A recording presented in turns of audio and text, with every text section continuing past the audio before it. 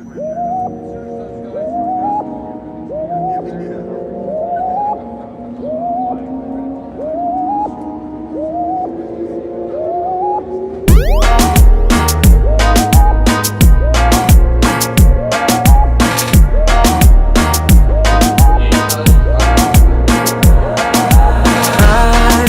metrou a apărut în drumul meu cea mai frumoasă fată pe care am văzut-o vreodată.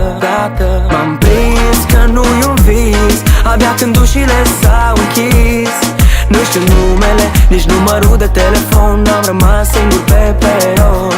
Strălucea ca o stea, mergea de parcă plutea, am întâlnit dragostea la metrou. A intrat în capul meu și îmi place atât de rău cum fac să o văd din nou pe fata de la metrou. Oare ce pot să fac eu să o văd din nou pe fata de la metrou? M-am îndrăgostit de ea atât de rău și eu caut mereu pe fata de la metrou. Oare ce pot să fac eu să o văd din nou pe fata de la metrou? M-am îndrăgostit de ea atât de rău și eu caut mereu pe fata de la metrou.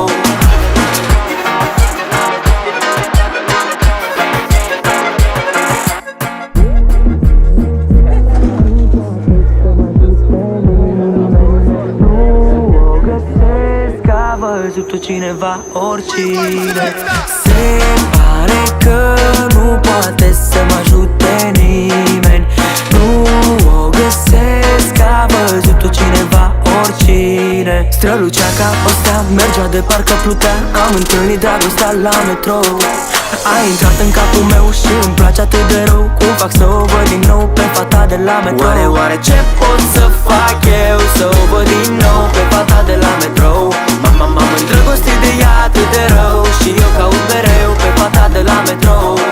Oare ce pot să fac eu să o văd din nou pe fata de la metrou? M-am îndrăgostit de ea atât de rău și eu caut mereu pe fata de la metrou.